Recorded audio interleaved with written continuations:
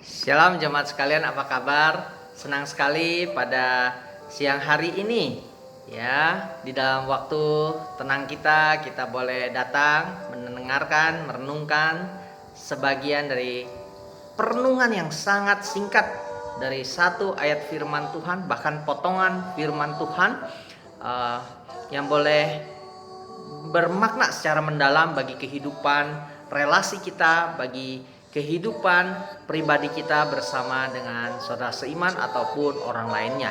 Saudara, saya mau mengajak kita untuk merenungkan satu ayat yang terambil dari Efesus 4 ayat 15. Demikian saya bacakan, saudara. Tetapi dengan teguh berpegang kepada kebenaran di dalam kasih, kita bertumbuh dalam segala hal ke arah Dia, Kristus yang adalah kepala. Ya, jadi saya mau membahas potongan kalimat atau frasa tetapi dengan teguh berpegang kepada kebenaran di dalam kasih. Saudara, beberapa terjemahan dalam bahasa Inggris, juga versi bahasa Indonesia dan Mandarin lainnya, kata dengan teguh berpegang pada kebenaran itu diterjemahkan, misalnya di dalam bahasa Mandarin itu Wei Yung Aisin Suo Chen Sehua. Jadi kata berpegang situ diterjemahkan sebagai berkata. Ya, ada terjemahan bahasa Indonesia lainnya atau bahasa Inggris lainnya itu jadi mengatakan kebenaran di dalam kasih gitu ya. Mengatakan kebenaran. Jadi berpegang teguh itu berarti mengatakan kebenaran, saudara. Nah, saudara, ini merupakan kombinasi yang tidak mudah untuk kita bisa praktekkan, kita terapkan kalau bukan karena anugerah dan kasih karunia Roh Allah sendiri, yaitu bagaimana kita bisa mengatakan kebenaran dengan motivasi yang kasih, saudara. Ya, antara kasih dan kebenaran itu memang tidak mudah, saudara. Bagaimana kita bisa mengkombinasikan kedua hal ini, saudara? Ya. Nah, saudara, seringkali kita cenderung karena rasa sungkan, tidak enak, jangan sampai persekutuan, persahabatan, pertemanan kita rusak karena kita mengatakan kebenaran yang sesungguhnya, saudara. Itu sebabnya karena kasih kita seringkali mengkorting kebenaran. Kita hanya menceritakan sebagian daripada kebenaran, saudara.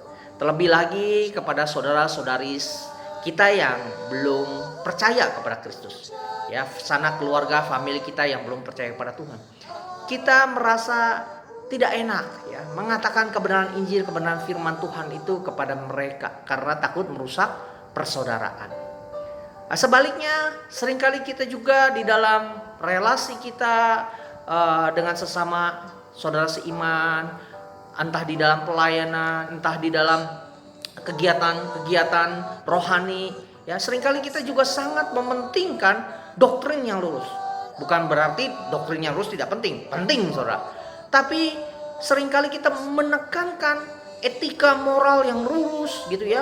Seringkali kita mementingkan kebenaran, kita ungkap itu semua, tetapi kita kehilangan kasih sebagaimana ya di dalam Wahyu 2 ayat 1 sampai 7 ya, perkataan Kristus kepada jemaat di Efesus juga ya, saudara. Kalau ini yang saya bacakan adalah surat Paulus kepada jemaat di Efesus. Tapi kalau di Wahyu 2 ayat 1 sampai 7 itu perkataan yang sama kepada jemaat Efesus juga, saudara.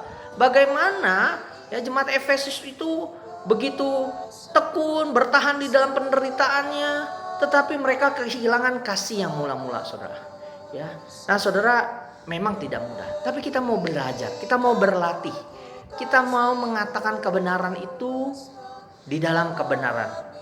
Kita mau sungguh-sungguh ya, berharap orang-orang yang belum percaya itu boleh menerima kasih Kristus dan diselamatkan.